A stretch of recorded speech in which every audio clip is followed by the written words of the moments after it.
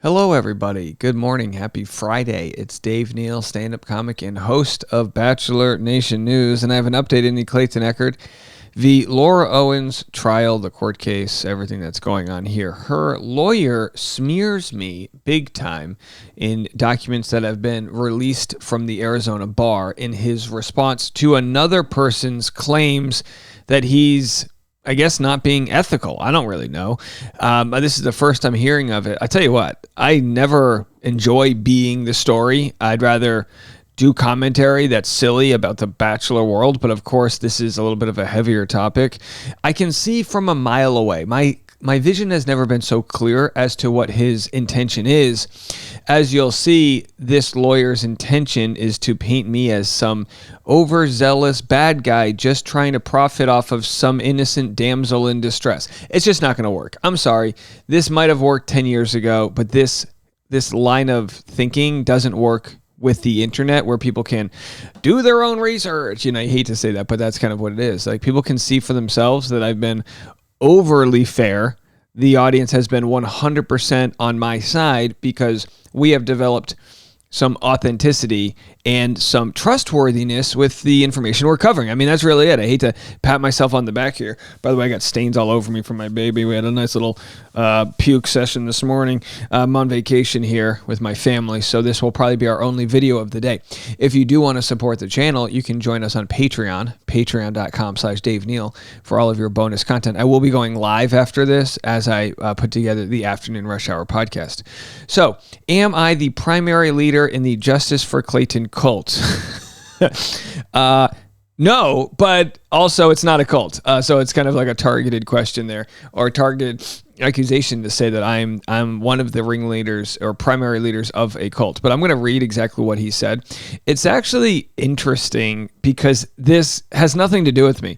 This is a bar complaint somebody whom I don't know filed against David Gingras, Laura Owens' attorney.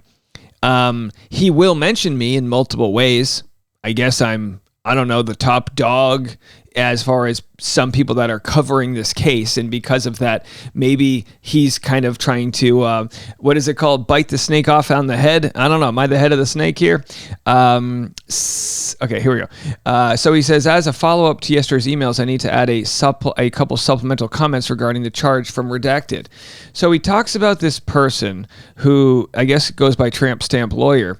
They are a parody criticism account created by the Justice for Clayton cult. Again, his words, not mine, which is focused on publishing negative information about me. Before you ask, I have no idea what the significance of this term is. A tramp stamp usually refers to a tattoo on a woman's lower back. I love it when he explains these types of things.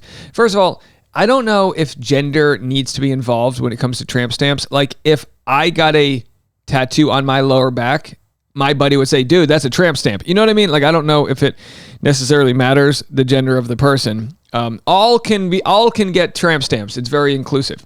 So he continues, I do not have any tattoos, nor does Laura, to my knowledge. In any event, I have never threatened whoever is behind this account. I am blocked from following this account, so I cannot see their tweets when using my normal Twitter account. So again, just a random, I just wonder sometimes, is he getting paid by the letter? Because he just includes these asides that really have no relevance whatsoever. The reason we know Redacted posted this is pretty simple. The tweet includes a copy of the bar's letter to her dated yesterday. Although she redacted her name from the letter, she did not redact the file number.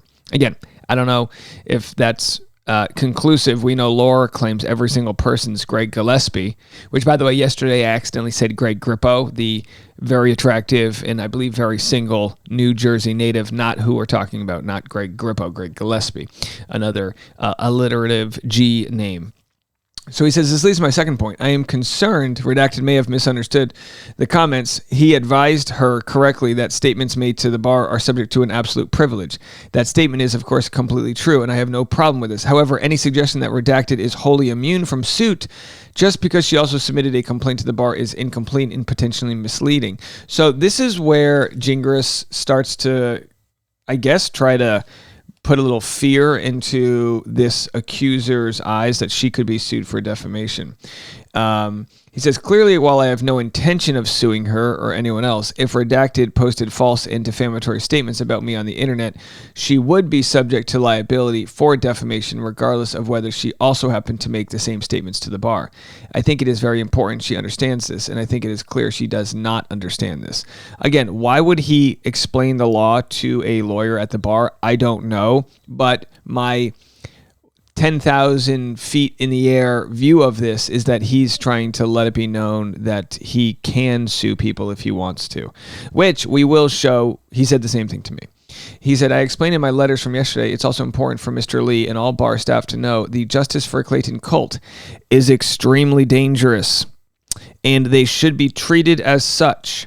In addition to making false statements to you, which they believe they can do with impunity, they are huge fans of doxing anyone they dislike. They will typically publish any and every document they can find which supports their narrative or which appears to denigrate myself or Laura or anyone else they dislike. Because of this, I am confident Redacted and or other cult members will publish any and every document related to this matter in an effort to make it appear falsely that I am guilty of some wrongdoing. So, again, it looks to me like he's preemptively trying to warn the bar, hey, if things come in, they're not what they seem. You know, it's kind of like, how bizarre. How bizarre. I don't even know exactly the accusations that were made against him. If someone did make false accusations about him, it's like, yeah, do what you got to do. If someone's falsely saying things about you, go do it, handle your business, whatever. But to say that we all speak for each other, it's the same victimization every single sort of person tries to make when they want to jockey for victimhood. Oh, they're all out to get me. They're all doing this. They're all part of a cult.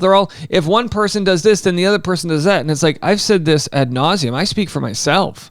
If someone else makes some bogus death threat to somebody, that's not my liability. I'm not asking anybody to do that. I'm not asking anybody to harass anyone or dox anyone. And by the way, again, he gets the term doxing wrong. He just flat out gets it wrong. Doxing's when you share information that's private of someone's address or phone number. That's what it is. These are publicly available court documents. And so many people have tried so hard to redact personal information.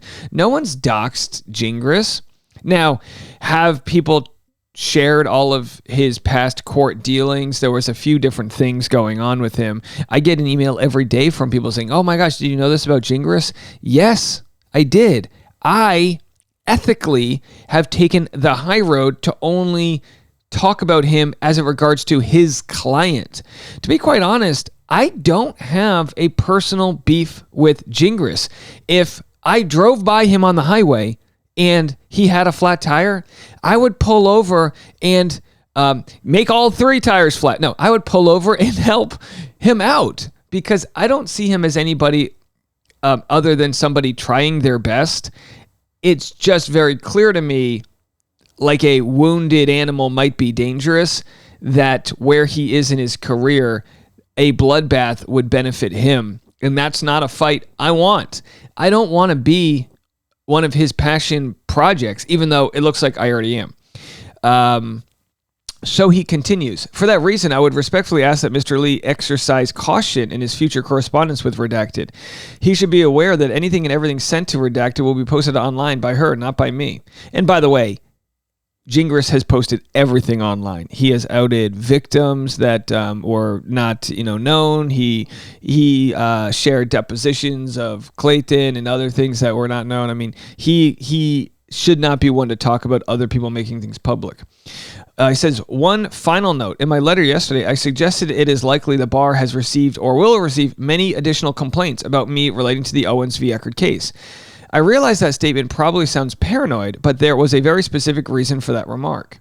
One of the primary leaders of the Justice for Clayton cult is a YouTube content creator named Dave Neal. Mr. Neal claims to be a journalist. He is not.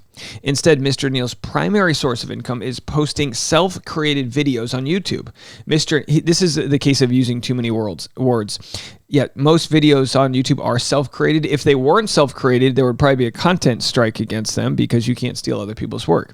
Mr. Neal is also friends with Mr. Echard. And by the way, no offense to Clayton, I would not summarize my relationship with him as friends. We've literally only hung out as it has to do with this court case. Let's continue. So he says, I'm friends with Echard, and he personally attended the trial on June 10th. Mr. Neal even set up a tent outside the courthouse where he live streamed for several hours before the trial. Yes, I attended the trial with my professional Society of Journalism badge that I wore. Thanks for printing it out for me, Bruce, another member of the Society of Professional Journalists. Look, here's the deal. Just because Gingras says I'm not a journalist doesn't mean I'm not a journalist. In today's world, 2024, and again, maybe this was true back for him in the 80s or whenever the hell he went in, got his bar, took his bar exam. In the world we live in, we are all journalists when reporting news. We are analysts when we're analyzing news. We are color commentarists, is that a term? When we're commenting on news. So we can fluctuate. I can have a story that breaks the news, locating a Fiverr logo on an ultrasound, which proves fraud, breaking the news that Laura fraudulently altered her HCG test levels, breaking the news that, I can go down the line on aspects where I am a journalist, and then I can go down the line on aspects where I'm giving my opinion. That's what makes it very difficult in the news world, because people that don't have a good grasp on critical thinking might think that they're watching Fox News, but they're actually watching the Fox News entertainment. Right? And I use Fox News as an example, but you could use MSNBC or CNN. There is the news, and then there is people's opinions. The Morning Joe might have a little bit of news in it, but it's more so opinions of what else is going on, right? So I hate to news-splain this to people, but I am a flipping journalist when I present new information in a case and all of that stuff. That's just how it works. I don't need to go into a journalist measuring contest with Gingras here. I think the results of Clayton's court case speak for themselves, right? So he continues. Over the last several months, and by the way, why does he say that I live streamed for several hours before the trial? I mean, yeah, I did news. I showed up with a news van and did news.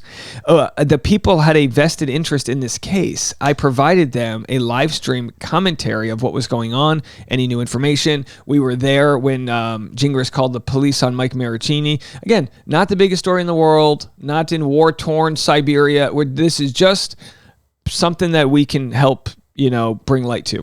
Over the last several months, Mr. Neal has published hundreds of hours of video about Laura and me. Among other things, anytime a new pleading is filed in Owens v. Echard, Mr. Neal will obtain a copy from the court and then sit and read the entire pleading, word for word, on his YouTube channel. Mr. Neal earns money based on the length of his videos and number of views each video receives, so he has an incentive to post as much content as possible and to make it as inflammatory as possible. He literally posts new videos about Laura virtually every day, and sometimes more than once a day. This has slightly reduced since the trial in June. I would say it has greatly reduced. Also, the only time I've spoken about Gingras is when he offers his opinions in the conversations. I'll share that with you guys in a second. He has said some of the most vile things I have ever seen somebody say about another human with regards to court cases and lawyers. I will share those receipts with you. So to think that I just fire up the machine here, if they didn't give me so much to talk about, we wouldn't be talking.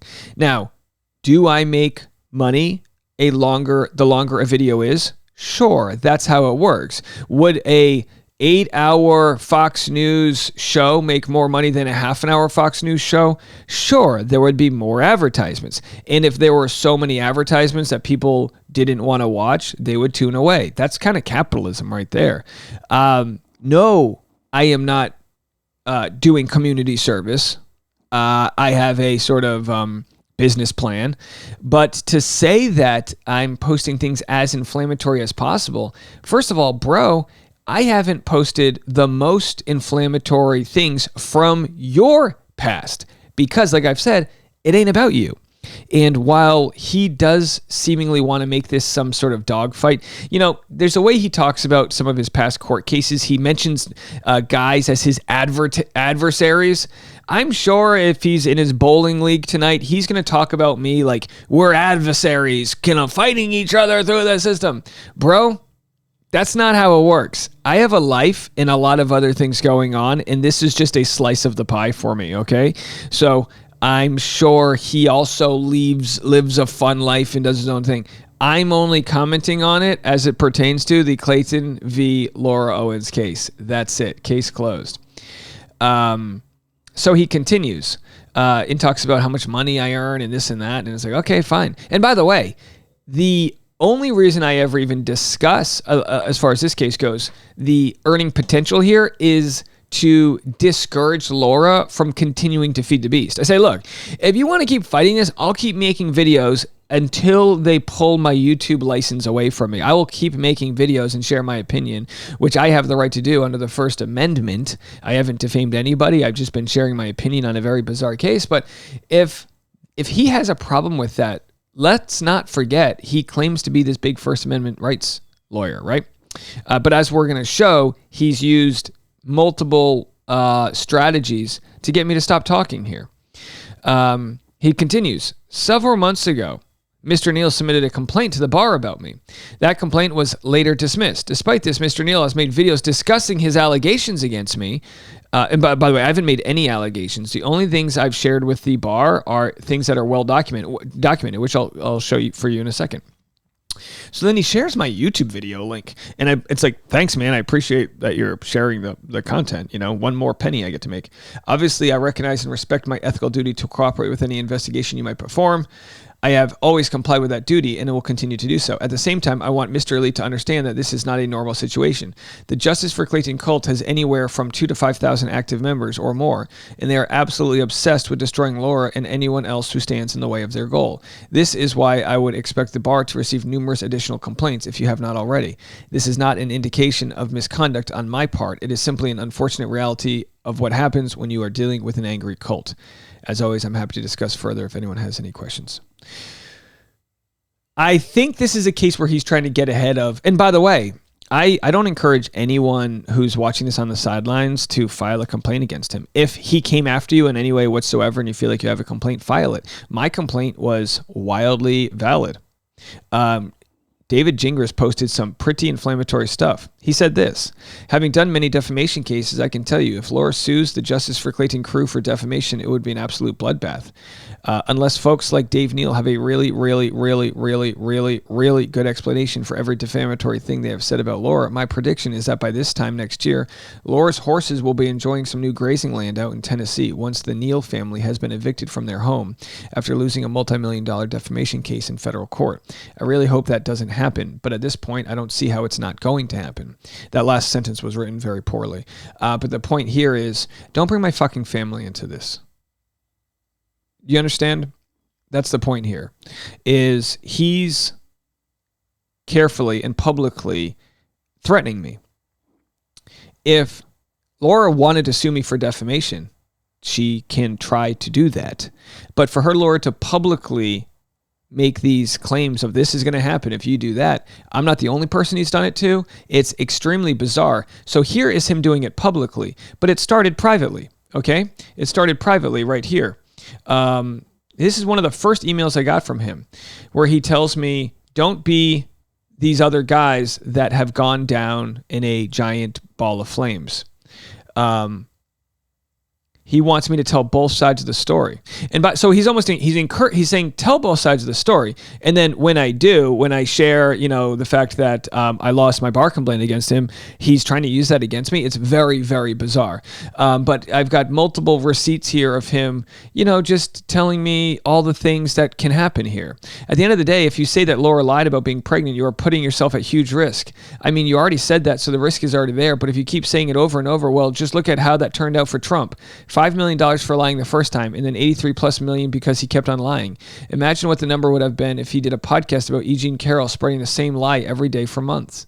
If Laura wins the trial, as I fully expect she will, newsflash, she didn't. The next thing that happens after I get back from a well-earned vacation is she and I will sit down and look into whether or not she needs to sue some people. I've done this before and will do it again if I have to. So then he discusses the different people he has sued. Very bizarrely, he actually shares the homeless shelter of a guy that he said he sued so hard that the guy lost his license or whatever. It's a very bizarre thing. It's a very bizarre thing. These first few emails I got from him back in April, I stopped responding, and I got my own lawyer involved because I saw the direction this was going, and I knew that in one way or another, Gingras would try to use something against me. Not that I have anything to hide. So here he continues, on my desktop, I have an 8-page cease and desist letter with your name on it. I was going to send this over to you today after drafting the letter yesterday. After sleeping on it, I changed my mind. Again, this is from an attorney who says he argues for your right to say anything except if your name's Dave Neal. That's what he said in his Twitter bio. Instead of sending the typical blowhard demand letter that lawyers do, I'm going to try a different approach. And again, that approach, as I interpret it, was to vaguely threaten me. So he said at the bottom, let's see if we can change the tone a bit. The goal is not to make you like me. The goal is not to make you fear me. The goal is to help you understand who you're dealing with. It's also part of that whole sunlight is the best disinfectant thing, a view I strongly share. So he shares the view of sunlight being the strongest disinfectant, and then clearly has an issue as he sends me this god-awfully long email. How long is this, right? And then at the end, he shares, why he does what he does. The reason, let's see if I can find another clip of this here. And he says, why lie? I don't have to. I don't take cases where lying is needed. I just win all the facts in the law, and I don't want to go to prison and take showers with Scott Rothstein and Eric Dieters, so I don't lie. Those are guys that he says he got locked up. And there's one last thing you should know about me. If you think I am only here to help Laura, you're wrong. I don't think that at all. I think he's here for himself. I have told her, and I've told Greg the same thing. If Laura is lying, I will withdraw from this case in a heartbeat. And if Laura is lying, she will lose this case, and I won't lose a wink of sleep over that. If Laura is lying, she should lose this case. Since he said that, we have found countless examples of Laura lying. She lied to me about her HCG level. She lied about when her miscarriage was. She lied about the Fiverr logo from the Greg Gillespie ultrasound. She lied about which Planned Parenthood she claims she went to, even though she never went to one. She lied. She lied. Are each of those $5 million? She lied. 20 million? Make it 25. She lied. So we have that here, and not only do we have that, I mean, we literally have it in our, trying to find my button here. We even have Greg Woodnick saying it. She lied? And we know she lied. And that's been proven in the court and is being investigated by the prosecutors. So I don't make this personal. To be quite honest, I'm gonna close the laptop down. I'm gonna go hang out with my family. I'm not gonna make it personal. The person that made it personal is David Gingras. On his end, he wants this to be a personal fight. So he says at the bottom, this is a friendly urging, a gentle poke, not a threat, and not a warning shot across your bow. If it gets to that point, I need to fire warning shots, metaphorically speaking. Trust me, you'll know. When a lawyer of someone you're covering tells you you'll know when they're firing warning shots, that, my friends, is a warning shot. I'm sorry. Just to contacting, in the first place is very, very bizarre.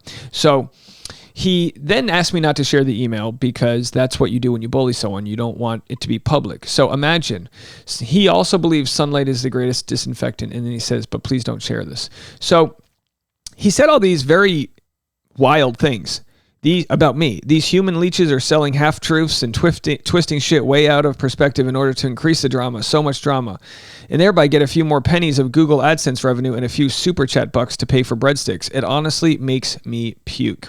These vile scum, people are not helping anything. They are human cockroaches spreading feces on the floor and then spinning the facts to make them more dramatic than they really are in the hopes this will drive traffic and increase revenue for their sad, pathetic lives. One day, these trash humans will wake up and realize that lying for money is not a good way to live, or maybe they will never see their sins. Either way, I look forward to reading their obituaries briefly before throwing them in the trash where they belong. This was one of his initial comments about me, and since then, I keep on showing up in his court documents with regards to him trying to get the case overturned. The judge denied that. The judge denied a new hearing. Right? Bringing me up in this whole thing. So he pretends like he won against me in the Arizona bar, but I think anybody, and leave a comment, would do what I did, which is alert the people in charge of what's going on, and if they decide not to, press any charges, if they decide not to penalize Gingras, that's fine. But the paper trail remains. He did these things. And by the way, he felt guilty about it because he deleted them. He deleted these things. He brought my family into this when my wife was 8 months pregnant. That's something he took away from me and my family is a happy time. Or at least he tried to. I don't want to give him the benefit there. But we've got so many great people within the Justice for Clayton community that were able to archive some of the things he said. Look, he even said this: there is no court order restricting the publication of her name, and it is not illegal for you to talk about her. Looking at you, Dave Neal. Oh, and for some of you special ed folks out there, no, there is no court order limiting Laura's rights to publish her own medical records. He changed special ed folks to Clayton fans. And when he was called out on this, he doubled down. Now, this was one of the main things that he was reprimanded for by the Arizona bar. Now, they might not have actually reprimanded him. They might have been playing lip service to me. But in a phone call I did with them that they called me, they told me, yeah, we thought this was out of line. We want to get more evidence that this actually happened, blah, blah, blah. And it absolutely did. You know, we can show the text message, the tweets here. Someone said, as a special needs mom, David Gingras makes me absolutely sick. He's revolting. I can't wait to see his sorry ass lose in court. And then David doubled down. Just so I understand, you are a special needs mom who is attacking a guy you have never met on social media. My crime? I defended a law that allows people to, among other things, attack people they have never met on social media. I concur. You do have special needs. So in a moment where, and by the way, I think coming after parents who have kids with special needs might be the most vile thing you can do. It's borderline inhumane. That's just my opinion. I'm not trying to get him arrested. I'm not suing him. I'm not doing any of that bullshit. I just think it's borderline inhumane to come after someone. And it really shows that somebody like David would rather win than be on the side of humanity here, because he's trying to win this Twitter argument with somebody else. He eventually apologizes. They say, no, sir, I was referring to the comment you made on your blog post where you said special ed in a derogatory way, which you also did just now. That's incredibly insulting to kids that use those services. And he then apologized. And because he apologized, that's what the Arizona bar told me was one of the reasons why they're not going to go after him. They're like, look, hey, I think it shows a lot that he apologized. He apologized after he doubled down and said, you do have special needs. Post has been updated and prior rude tweets removed. I don't think calling those rude tweets is accurate to what they are. He's essentially punishing people that are advocating for justice, calling them special needs. He said, life is hard enough and kids can be horrible to each other, especially if a kid is different. As a small apology, I'm happy to send you a gift card to take your child to pizza or whatever. Let me tell you this, rather than take money from David Gingras, DM me and we'll get you more than a gift card, okay? Because we just raised thousands of dollars for one of Laura Owens' victims so that the kid can get a nice vacation with their family. So I appreciate his offer at a gift card, but too little, too late. He said, I agree that statement was inappropriate. So he knows he's being inappropriate. He just kind of lives in this world where he gets to apologize and move on. And that's fine. He can keep on apologizing, but these are the things that are going on out there. And yet he would rather recharacterize the story as, he would rather recharacterize the story as I'm this bad guy hell-bent on making money. Look, I can go make money doing other things. My podcast barely discusses Clayton. It's really just pop culture and all of that. I'm going to move on just fine. I think he's the one who wants to attach himself to this so that the cameras can follow him around in a documentary. I don't know. It's very bizarre. Look, if you feel a little outraged, we have a special thing happening right now for members of our community that are teachers. It's our Amazon wish list. I've been sharing this every single day on the podcast, but I haven't been sharing it on the YouTube channel. I've got, let's see how many here, 25 different teachers that all have an Amazon link here. They're starting to share with me the different gifts that are coming in. If you buy anything from their Amazon wish list, it'll get mailed directly to them. They are different devices, tools, artwork, motivational posters, books, things that they can use in their classroom to make their classroom better. And I hate to tie it to this. A good handful of the teachers that we're raising funds for teach special needs. The level of unconditional love and patience and kindness that must go into being a teacher, let alone a teacher helping kids with special needs, is a level of love I don't believe Gingras possibly could understand. My ask to my audience right now is that if I post a link in the description Could we all, if you have the $5, donate to one of these wish lists? Each one of these teachers you can read about has a different story. They shared which of their teachers inspired them. They share why they could use a few extra bucks. They're underpaid, undervalued, and the photos are starting to come in, and it's humbling. It's absolutely humbling to think we have built an audience so generous that they would help out in this way. So all of these books and different, gifts and things that are on these wish lists have been curated by the teachers. This one's called Triple Tongue Twisters, ages 8+. Go fish with a twist. The person who sent the gift said, my son has autism and speech therapy was a miracle for him. What you do has great value. These are just from kind people in what Gingras would call a cult. I'm calling them some of the most generous people we've ever met.